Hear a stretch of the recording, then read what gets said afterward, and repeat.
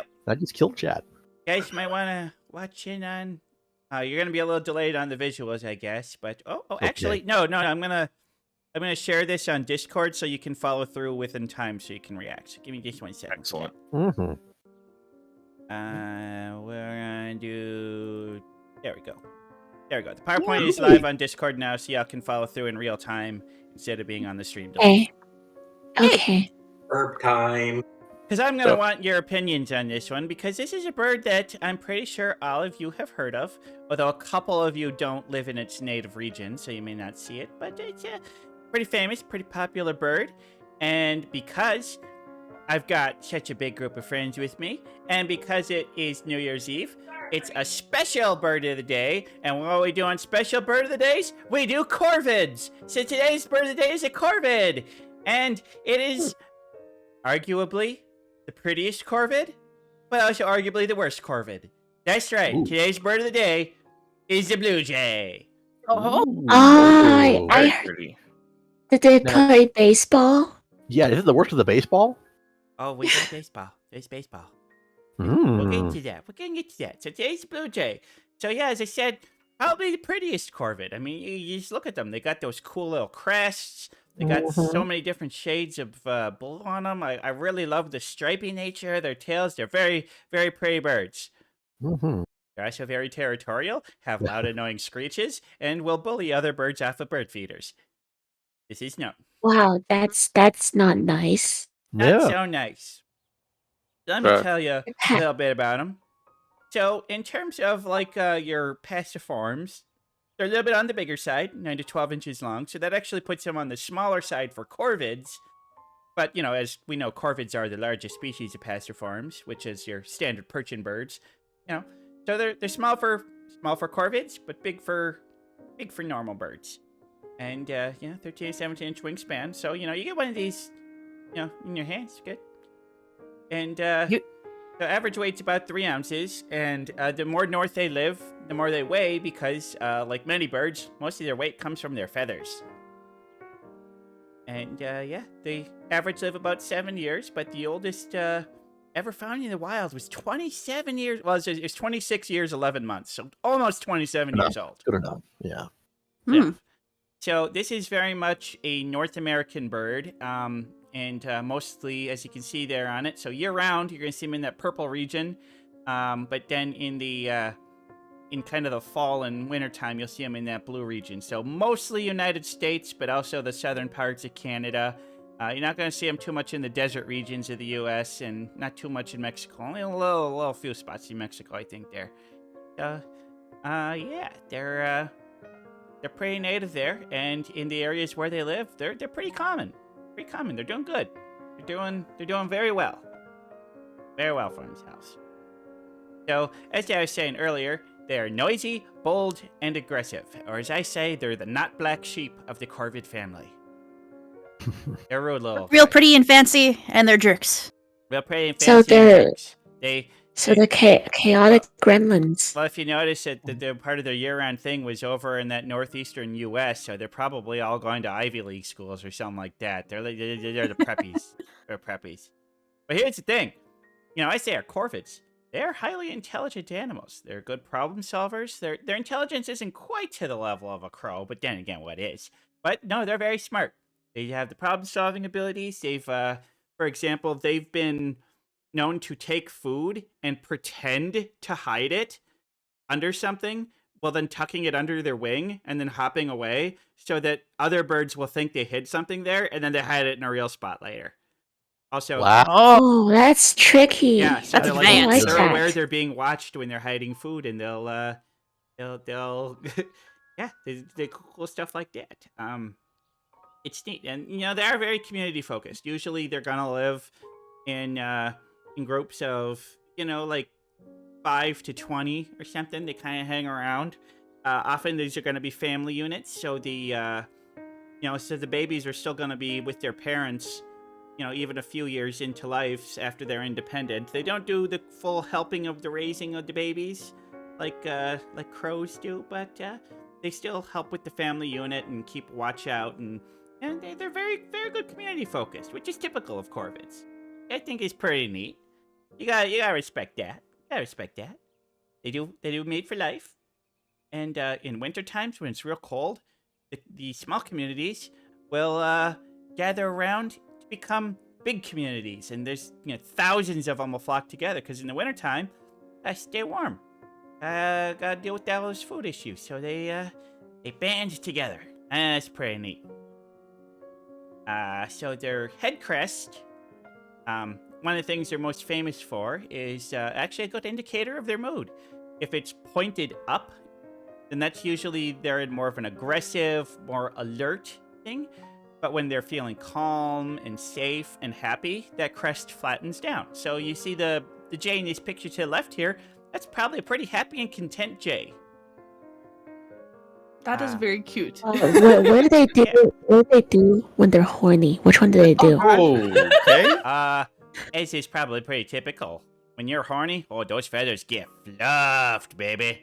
Yeah, fluff those feathers. I know how to tell. The mating things, you'd think it's like, a bright blue bird. So all these pictures that we see, that must just be the males, right? Nope. This is a species where the females have the bright, brilliant plumage as well. So it's actually very difficult to tell the difference between a male and a female just looking at it. The males are very slightly bigger on average, but not really enough to really notice and be able to make a real determination without getting in close. Most of their mating rituals involve singing and gift giving. Oh, just like me. They like the shinies. They will, and a male will present gifts to the female, and she will often, choose to mate if she likes the gifts. So I guess you could say they're a bunch of gold diggers. Well, Sims, basically. Yeah. Oh, hey, there you go. Yeah. Yeah, there you go. Now, they are pretty good vocalists. Most of the time, you're just going to hear their sharp, shrill, scream. It's pretty rough. It's not a beautiful sound, but they actually can mimic a whole bunch of other sounds. And they've even been known to mimic hawks. And, they've even found that, when a hawk flies overhead, the blue jays will make the hawk sound as a warning to the other blue jays. Wow. Oh. Yeah. Oh, that's cool. guerrilla warfare right there. I like it. I mean, it's a good way to communicate it. You hear a hawk scream, and just if I make the same sound that makes, everyone will know there's a hawk around. It seems smart to me.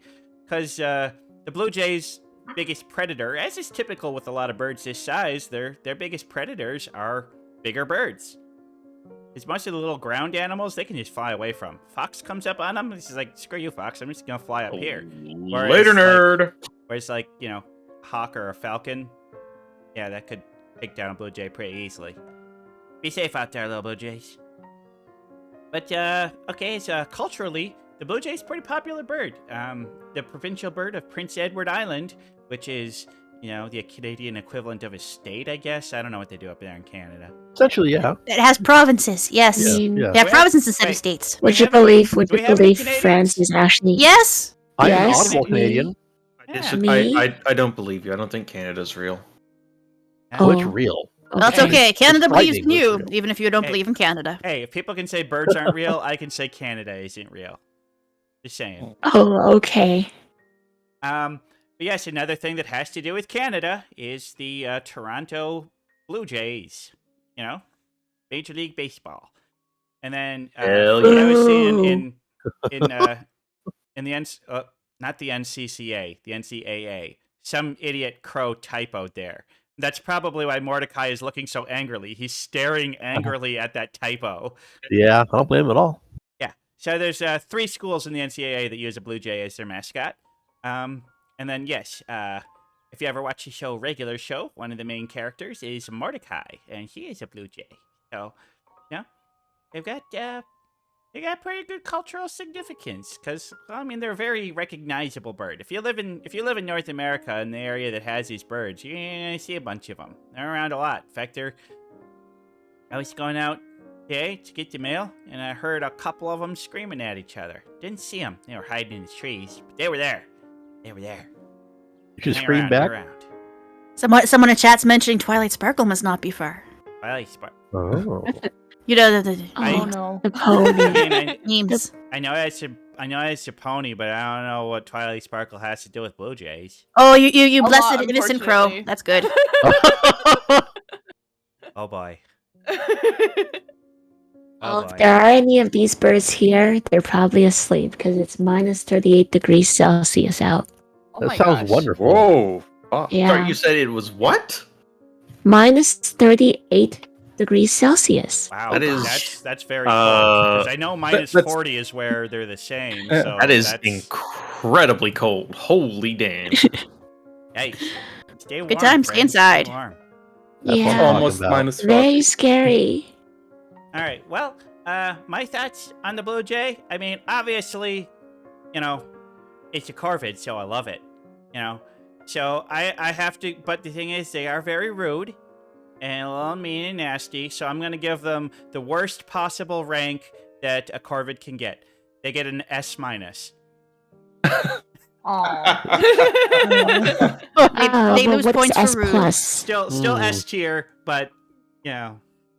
I mean, the pictures you picked for the for Oh, Ford they're are really gorgeous. good. They have Yeah. lovely plumage. Oh, Just yes. beautiful Yeah, birds. I mean Mhm. they are an extremely Lovely beautiful plumage. bird, very beautiful bird. I gotta like, especially those tails. Like you really see that they've really got some good Yeah. fluorescent blues in the tails with Mhm. the black stripes and the it's gorgeous. It's absolutely gorgeous bird. I really gotta Yeah. give them the title for prettiest corvid. All right, you win prettiest corvid. Are you happy? Are you happy? They're also There the you go. perfect Congratulations, Blue Jay. Pretty good They're win. also It's a kind pretty of the good win. perfect size. You know, Yeah. they're not too big and then not too small like a songbird. Mm-hmm. Are they one of those birds that has a lot more colorage than we can see with our human eyes? Yeah, actually. And the thing is like if you look a lot of their feathers under a microscope, they're actually brown, and it's just the way Oh. that they're like laid out and the way they reflect that like makes it appear blue. Huh. A lot of bird coloring is really weird, and it does a lot of like almost pearlescent stuff to really give it its vibrant colors. And it's Right. like it's really hard to say it's like this feather is exactly this color, because a lot of it really has to do with the way that light bounces off of it and refracts and does all sorts of cool things. Neat. I Mhm. mean, geez, wait till I do an episode on a hummingbird. Some of those little hummingbird Oh. species, those things are Ooh. like, yeah, very cool, very pretty, very pretty. We got snow here the other day, and I saw hummingbirds for the first time ever, and I wondered if there was a connection between that. I wonder if you have an answer for me. Between hummingbirds and what? In snow falling. I've never Oh, seen a hummingbird around here, and then it snowed and I saw one. Well, I know that hummingbirds are mostly non-migratory. It's a very difficult thing for a bird that's small to fly long Right. distances. But luckily for them, it doesn't take a whole lot of calories for them to survive the winter and go into a sub-hibernated state. But Mhm. don't quote me exactly on this. I haven't done a bird of the day as hummingbird yet, so I haven't done a ton of research on them. But that's a wonderful thing. Is like I'm nearing 50 birds of the day, and I still Nice. have so many great birds to do. I'm not Mhm. coming even close to running out of interesting birds to do. I mean, I haven't even Yeah, done any you kinds can- of duck yet. Oh, you haven't? No. That's Oh true. yeah. Duck mean- is like the entire duck family and Yeah. Mhm. Yeah, and there's so many kinds of ducks. You can do the mallard, the merganser, the blue-footed ruddy duck. loons. But if you really want to Loons, learn, actually. if you really want to learn a lot about ducks right now, I'm going to do a plug for a YouTube channel called Zefrank, Zefrank, and Oh, yeah. he's got a video called True Facts About the Duck, and I'm going to stop there because I don't want to spoil it. But if you've watched this video, you know what I'm talking about. I Yeah. have a feeling I might know what it is. I know a few things about ducks. They are. Hey, thanks for the Yeah. follow, Axelwide. Yeah. Axelwide, We shall save that for the duck Yeah. episode. We shall save Mine- that for the duck Yeah. episode. That might be my least Mine- say so. That might be my least Yeah. say so episode of Bird of the Day. Oh, we got a yet. follower. Yeah, I got a follower. Yeah. Axelwide. Hey, Thanks for follower. following Axelwide. So, all right. Well, I think we've gotten our thoughts on the Bird of the Day, I think so. and I think we should get back to another round of Gartic.